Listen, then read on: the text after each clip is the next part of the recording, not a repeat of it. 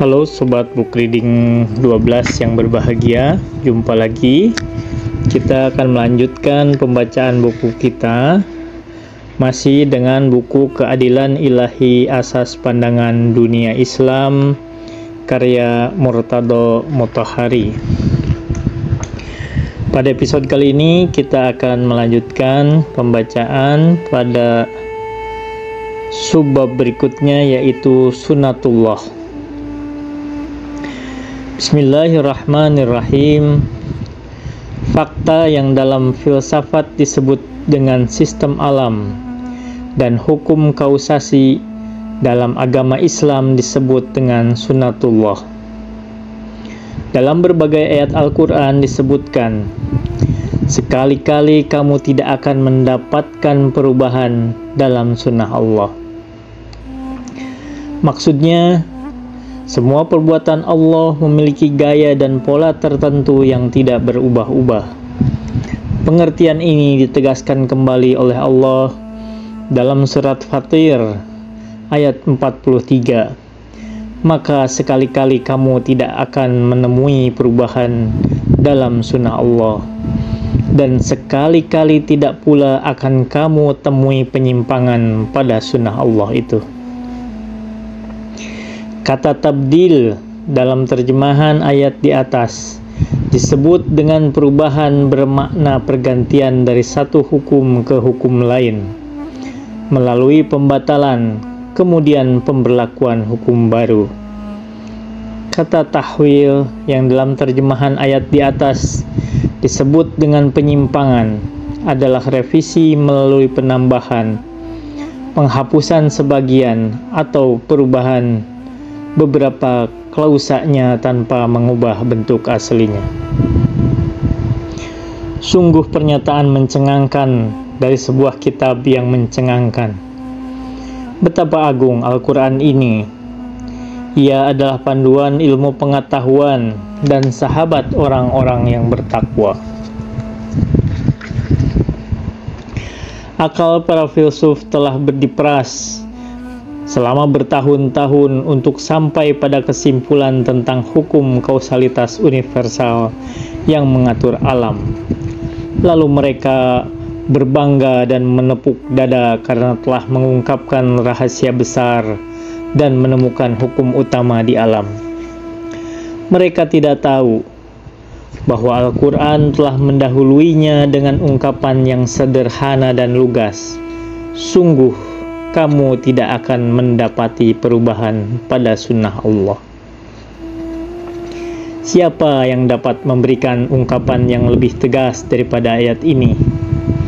Kalimat mana lagi yang lebih singkat dan padat ketimbang kalimat "dan sekali-kali kamu tidak akan mendapati perubahan pada sunnah Allah"? Al-Quran tidak hanya menyebutkan bahwa alam ciptaan ini memiliki sejumlah hukum dan sunnah secara umum, melainkan dalam beberapa kesempatan ia mendedahkan beberapa contoh spesifiknya. Misalnya, sesungguhnya Allah tidak akan mengubah nasib suatu kaum sehingga kaum itu sendiri mengubah nasib mereka. Quran Surat Ar-Ra'd ayat 11. Ayat ini menjelaskan sebab kemajuan dan kemunduran suatu kaum. Tak ada kaum yang bisa keluar dari kondisi kemundurannya kecuali dengan menghilangkan faktor-faktor penyebab kemunduran mereka sendiri. Begitu juga sebaliknya, kaum yang sudah maju tidak akan kembali terbelakang kecuali dengan menjalankan faktor-faktor penyebab keterbelakangan mereka sendiri. Kita mengeluh, mengapa Allah membiarkan sekelompok orang Yahudi mengangkangi Amerika untuk menguasai 700 juta orang Islam secara kultural, politik, ekonomi, dan militer? Mengapa 100 juta orang Islam Arab kalah perang pada 5 Juni 1967? Mengapa Allah tidak memberikan kemenangan kepada kaum muslim? Mengapa Allah tidak menundukkan hukum-hukum alam demi kemaslahatan kaum muslim? Kita marah berontak, kerugian datang bertubi-tubi, kurang tidur, menderita, dan kehidupan kita amat sulit. Lalu kita merintih dan memohon pertolongan Allah. Tapi mengapa Allah tidak mengabulkan permohonan kita? Al-Quran menjawab, sesungguhnya Allah tidak akan mengubah nasib suatu kaum, sehingga kaum itu sendiri yang mengubah nasib mereka. Quran Surat Ar-Ra'd ayat 11. Allah tidak akan mengubah hukum-hukumnya, tapi kitalah yang harus mengubah diri sendiri. Kita sudah sekian lama tenggelam dalam kejahilan, terperosok dalam dekadensi moral, tidak pernah berusaha menjalin persatuan dan kerjasama. Lalu dengan kenyataan seperti itu, kita memohon kepada Allah agar Dia menolong dan membela kita. Begitu ada kasus sepele, kita berlomba menebar desas-desus. Kita telah menjadikan kedustaan dan penyelewengan sebagai cara hidup. Semua kebajikan telah kita tinggalkan. Lalu dalam keadaan seperti itu, kita bermimpi menjadi pemimpin dunia. Semua ini tak akan mungkin terjadi. Menurut kitab-kitab Samawi terdahulu, orang-orang Yahudi, kaum yang paling banyak memiliki nabi, karena kebutuhan besar mereka pada para pembimbing yang bisa menyingkirkan penyelewengan dan kebejatan mereka, akan mengalami dua fenomena sosial dan membuatkan dua transformasi dan revolusi di kalangan mereka. Kemudian, dua nubuat itu benar-benar terjadi. Al-Quran memberikan nubuat itu dan menyebutkan realisasinya dalam sejarah bangsa Yahudi. Nubuat ini menyebutkan bahwa orang-orang Yahudi pasti akan melakukan kerusakan di bumi sebanyak 2 kali, dan bahwa Allah benar-benar akan mengganjar mereka atas kelakuan itu. Setelah itu, Al-Quran menyatakan suatu kaidah umum. Intinya, kerusakan adalah pengantar menuju kekalahan dan kesialan, dan bahwa penghidupan dan perbaikan dalam pemikiran akan diikuti dengan kembalinya rahmat Allah. Mari kita simak firman Allah ini. Dan telah kami tetapkan terhadap Bani Israel dalam kitab itu, sesungguhnya kamu akan berbuat kerusakan di muka bumi ini sebanyak 2 kali, dan pasti kamu akan menyombongkan diri dengan kesombongan yang besar. Maka apabila datang satu hukuman untuk kejahatan pertama dan kedua kejahatan itu, kami datangkan kepadamu hamba-hamba kami yang mempunyai kekuatan besar. Lalu mereka merajalela di kampung-kampung, dan itulah ketetapan yang pasti terlaksana. Kemudian kami berikan kepadamu giliran untuk mengalahkan mereka kembali, dan kami membantumu dengan harta kekayaan dan anak-anak, dan kami jadikan kamu kelompok yang lebih besar.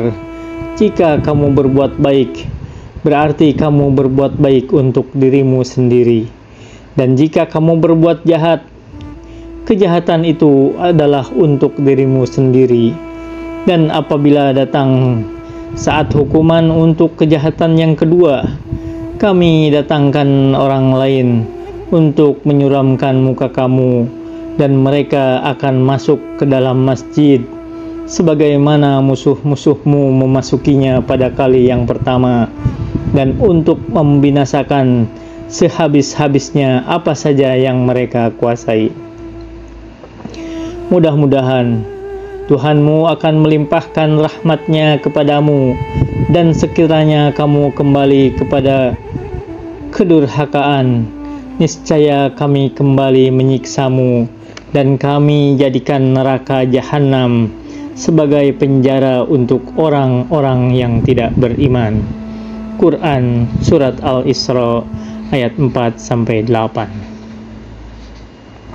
Sesungguhnya kamu akan berbuat kerusakan di muka bumi.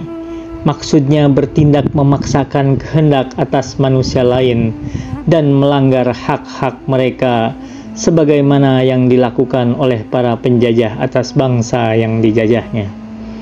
Hai Bani Israel, sesungguhnya kalian berbuat kerusakan di muka bumi ini sebanyak 2 kali, dan niscaya kami pun akan menyiksa kalian sebanyak 2 kali juga. Dan jika kalian kembali berbuat jahat, niscaya kami pun akan kembali menyiksa kalian. Maksudnya, jika kalian berbuat kerusakan di muka bumi sebanyak 100 kali, pasti Allah akan menumpas kalian sebagaimana jika kalian melakukan kebaikan. Niscaya kami pun akan mengubah keadaan kalian. Ayat di atas pada dasarnya merupakan penjabaran yang indah terhadap ayat. Sesungguhnya Allah tidak akan mengubah nasib suatu kaum sehingga kaum itu sendiri yang mengubah nasib mereka. Quran Surat Ar-Ra'd ayat 11. Sampai di sini kita sudah bisa menyimpulkan bahwa suatu kejadian alam ini diatur oleh sejumlah hukum yang tetap dan sunnah yang tidak berubah. Dengan kata lain, Allah Subhanahu wa Ta'ala telah menetapkan cara tertentu untuk menyelenggarakan alam raya yang tidak mungkin terjadi di luar cara tersebut. Marilah kini kita bertanya, apakah hukum itu? Apakah arti sunnah yang tidak berubah itu? Apakah hukum dan sunnatullah itu seperti hukum-hukum positif buatan manusia, konvensi-konvensi ilmiah, kontrak-kontrak sosial, dan komitmen-komitmen pribadi? Ataukah ia merupakan ciptaan istimewa Allah Subhanahu wa Ta'ala? Ataukah bukan kedua-duanya? Karena semua itu tidak dapat dibenarkan sebagai hukum Allah. Bagaimanapun, apakah mungkin Allah tidak merancang sunnah itu atau menonaktifkannya? Mengapa hukum dan sunnatullah tidak dapat berubah? Jawabannya, hukum bukanlah objek terpisah yang padanya dikaitkan proses penciptaan, melainkan konsep universal dan rekaan mental. Di alam eksternal, ia tidak mewujud dalam universalitasnya sebagai hukum. Jadi, yang ada di alam eksternal adalah rangkaian kausa efek dan hierarki wujud.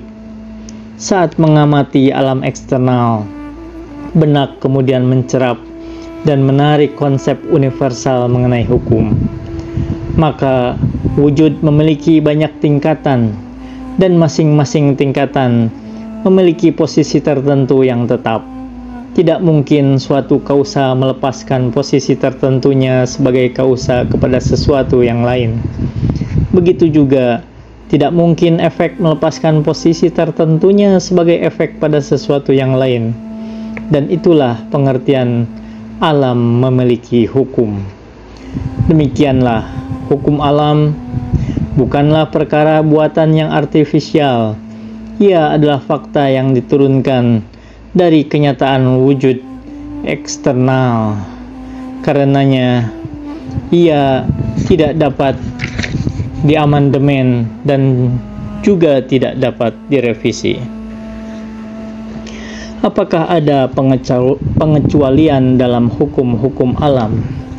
Apakah mukjizat dan tindakan-tindakan adikodrati melanggar sunnatullah? Jawaban atas kedua pertanyaan ini adalah tidak. Tidak ada pengecualian dalam hukum alam, sebagaimana juga mukjizat dan tindakan-tindakan adikodrati tidak merusak sunnatullah. Apabila kita menyaksikan perubahan pada hukum alam, perubahan tersebut benar-benar merupakan akibat yang ditimbulkan oleh berubahnya syarat-syarat yang tersedia. Jelas bahwa suatu sunnah hukum alam akan berlaku pada syarat-syarat tertentu. Apabila syarat-syarat itu berubah, yang berlaku adalah sunnah hukum alam lain yang selaras dengan syarat-syarat baru itu. Sementara hukum awal terus berlaku pada syarat-syarat tertentunya sebelum terjadi perubahan. Perubahan ini pun terikat pula oleh syarat-syarat tertentu lain. Dengan demikian, perubahan yang tampak terjadi sebenarnya tetap di dalam hukum dan sunnah ilahi itu sendiri. Makna perubahan itu bukanlah bahwa hukum lama dihapuskan dan diganti dengan hukum yang baru. Sebaliknya, pengertiannya ialah begitu terjadi perubahan syarat, maka berlakulah hukum yang sesuai dengan syarat tersebut. Atas dasar itu, alam tidak akan pernah berjalan tanpa sejumlah hukum, aturan, dan sunnah ilahi yang tetap dan tak bisa berbalik. Apabila kita melihat ada orang mati hidup kembali secara ajaib, kejadian itu sebetulnya memiliki serangkaian hukum yang mengaturnya sendiri. Apabila ada manusia yang dilahirkan tanpa ayah, sebagaimana yang terjadi pada diri Isa alaihissalam, kejadian itu pada dasarnya tidaklah merusak sunatullah dan tidak membatalkan hukum penciptaan ilahi.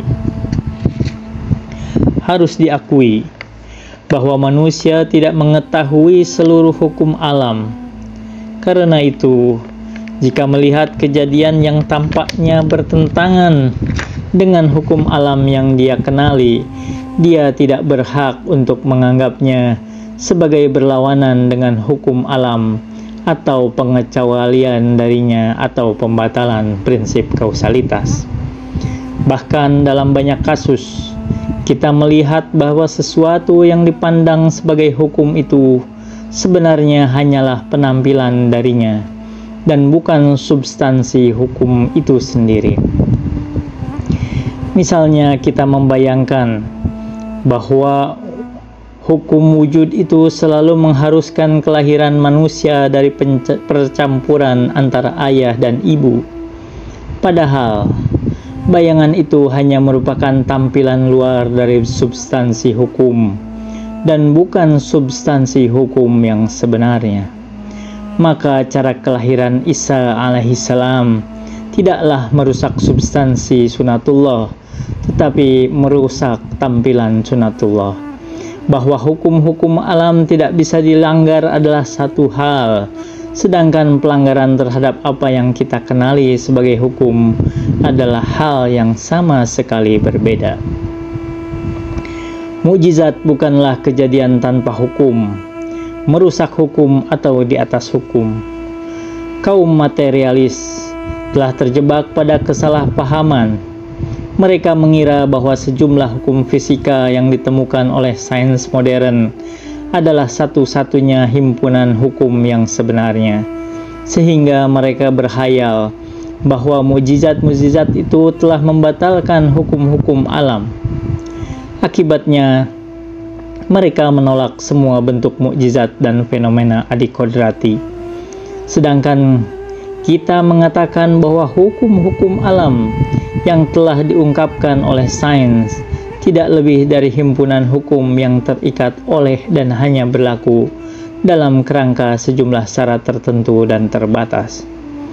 Dalam kasus tindakan adikodrati yang dikehendaki oleh seorang nabi atau wali, sejumlah syarat tertentu dan terbatas tersebut berubah berkat hubungan ruhnya yang suci dan kuat dengan kekuasaan Allah yang tak terhingga. Dengan kata lain, ada faktor lain yang bekerja, yaitu faktor kehendak yang sangat kuat. Tentu saja, dalam keadaan baru yang diakibatkan oleh kehendak dahsyat dan kuat seorang nabi atau wali itu, sehimpunan hukum alam lain yang berlaku. Termasuk dalam kategori ini adalah pengaruh doa dan sedekah untuk mencegah bencana. Dalam sebuah hadis, Rasulullah Shallallahu Alaihi Wasallam dikatakan bahwa beliau ditanya bagaimana doa dan obat dapat berpengaruh, padahal setiap kejadian di alam ini hanya terjadi dengan takdir dan ketentuan Allah yang pasti.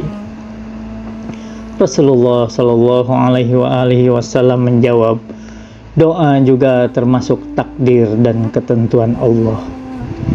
Dalam riwayat lain, pernah suatu kali Ali alaihissalam sedang duduk di pinggir sebuah dinding. Tiba-tiba beliau menyadari bahwa dinding itu sudah doyong dan akan segera roboh. Lalu beliau segera menjauh darinya. Ketika itu, salah seorang yang hadir di situ bertanya, "Apakah dari ketentuan itu engkau lari, wahai Ali? Yaitu apabila Allah menghendaki kematianmu, baik kau menjauh atau tidak dari dinding yang diduga akan roboh itu, toh kematianmu pasti akan terjadi. Kalaulah Allah Subhanahu wa Ta'ala menghendakimu tetap hidup dalam keadaan apapun, Dia akan dapat memeliharamu. Dengan demikian, apakah maksudmu menghindar dari dinding itu?" Ali alaihissalam menjawab, "Aku menghindari ketentuan qada Allah menuju takdir qadarnya." Pengertian kalimat ini ialah bahwa suatu kejadian tidak akan terjadi di alam ini kecuali dengan takdir dan ketentuan Allah. Jika seorang terancam bahaya kemudian celaka karenanya, itu adalah hukum dan ketentuan Allah. Jika seorang menghindari bahaya tadi dan selamat dari celaka, hal itu pun merupakan hukum dan takdir Allah. Jika seseorang memasuki lingkungan yang tercemar oleh bakteri, kemudian ia sakit, hal itu merupakan takdir Allah.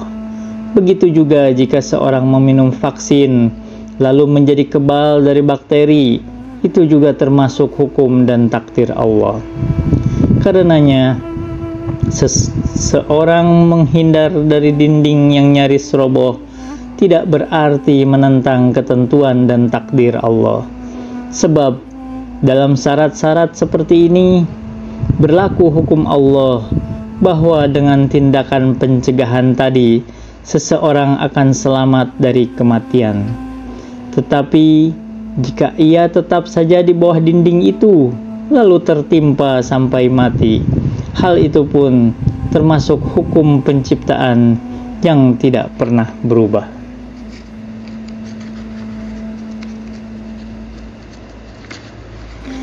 Al-Quran menjelaskan hakikat tersebut dengan memukau, barang siapa yang bertakwa kepada Allah, niscaya Dia akan mengadakan baginya jalan keluar, dan Dia akan memberinya rezeki dari arah yang tidak disangka-sangkanya.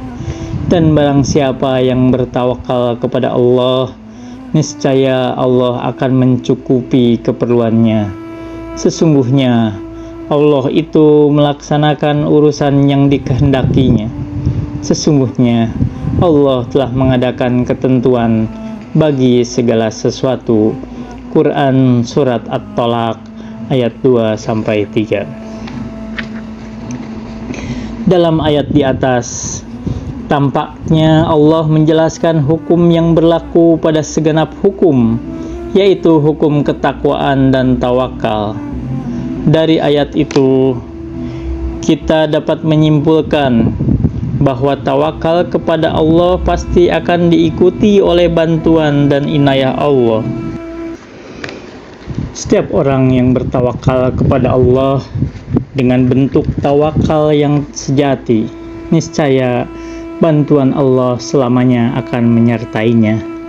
Inayah dan bantuan Allah itu sendiri pada dasarnya adalah sunnah dan hukum yang menuntut serangkaian kausa efek, dan pada puncaknya menjadikan tercapainya tujuan itu sesuatu yang pasti. Inilah hukum yang mencakup seluruh hukum yang lain. Pada saat yang sama, supaya manusia tidak lupa bahwa perbuatan Allah itu memiliki hukum dan sistem, Allah Subhanahu wa Ta'ala menjelaskan, sesungguhnya Allah telah mengadakan ketentuan bagi segala sesuatu, dan Dia akan mengadakan baginya jalan keluar, yakni Perbuatan-perbuatan Allah tidaklah lepas dari sejumlah hukum dan sarana, walaupun sarana itu tampak aneh dan tidak diantisipasi, melainkan dari arah yang tidak disangka-sangkanya. Bila kita memaknai takdir dan ketentuan ilahi sebagai berlakunya hukum dan sunnah di alam semesta ini, kemuskilan mengenai jaber predestinasi dari sisi keyakinan pada qada dan qadar akan terpecahkan dengan sendirinya. Persoalan ini telah saya bahas secara panjang lebar pada buku saya Al-Insan wal Masir. Untuk yang ingin mendalaminya bisa merujuk pada buku itu. Di sini saya hanya ingin menyinggungnya secara ringkas. Kemuskilan ini sebetulnya timbul dari miskonsepsi sebagian orang mengenai qada dan qadar Allah sebagai kehendak Allah secara langsung pada setiap hal dalam bentuk di luar hukum alam penciptaan. Khayyam menyatakan, "Aku adalah peminum khamar dan setiap orang seperti aku adalah mudah untuk meminumnya. Aku meminum khamar sesungguhnya sudah diketahui oleh Allah sejak azali, dan seandainya aku tidak meminumnya, niscaya ilmu Allah berubah menjadi ketidaktahuan." Pembuat syair itu berhayal bahwa kehendak manusia atas suatu tindakan berhadapan dan berlawanan dengan kehendak Allah. Karenanya ia mengira bila manusia tidak mau minum khamar, hal itu pasti tidak akan bisa dilakukannya. Mengingat Allah menghendakinya untuk meminum khamar, sepanjang kehendak Allah dan ilmunya tidak bisa berbalik, maka manusia mau atau tidak harus meminum khamar. Keyakinan seperti itu jelas tak berguna dan lahir dari kepandiran. Karenanya sulit bagi kita untuk membenarkan syair di atas berasal dari Khayyam sang filsuf. Para filsuf dan semi-filsuf mengetahui bahwa Allah tidak berkehendak secara langsung terhadap perbuatan minum atau tidak minum khamar, tapi Dia menciptakan hukum alam yang tidak mungkin ada perbuatan yang terjadi di luarnya. Sebagaimana kejadian-kejadian alam tidak akan terjadi tanpa sebab-sebab alamiahnya, demikian pula perbuatan-perbuatan manusia tidak akan terjadi tanpa kehendak dan ikhtiarnya sendiri. Jadi hukum Allah yang berlaku pada manusia meniscayakan manusia sebagai makhluk yang memiliki kehendak, kemampuan dan ikhtiar. Manusialah yang mesti memilih perbuatan baik atau buruknya. Kebebasan memilih adalah bagian tidak terpisahkan dari wujud manusia, sehingga mustahil ada manusia yang tidak memiliki ikhtiar untuk memilih perbuatannya. Asumsi adanya manusia yang tidak memiliki ikhtiar adalah omong kosong dan isapan jempol. Kalau ia bukan manusia, ia tidak terkena taklif, persis seperti sapi atau keledai yang meminum khamar. Maka qada dan qadar Allah yang menghendaki penciptaan manusia juga dalam derajat yang setara menghendaki manusia yang bebas memilih dan berikhtiar. Oleh karena itu, bila dikatakan bahwa tindakan manusia meminum khamar bukan karena kebebasan memilihnya, melainkan karena pemaksaan ilahi, itu bertentangan dengan ilmu azali Allah. Kalau ada manusia yang meminum khamar dengan pemaksaan ilahi, ilmu Allah tentang kebebasan memilih manusia telah berbalik menjadi ketidaktahuan. Para pakar kini meragukan bahwa Khayyam sang penyair sama dengan Khayyam sang filsuf. Bahkan, berdasar sejumlah bukti, mereka berpendapat bahwa sejarah mencatat adanya 2 atau lebih manusia yang bernama Khayyam, dan nama itu tertukar satu sama lain. Entah ada banyak orang bernama Khayyam atau hanya ada satu tapi berpikiran kontradiktif?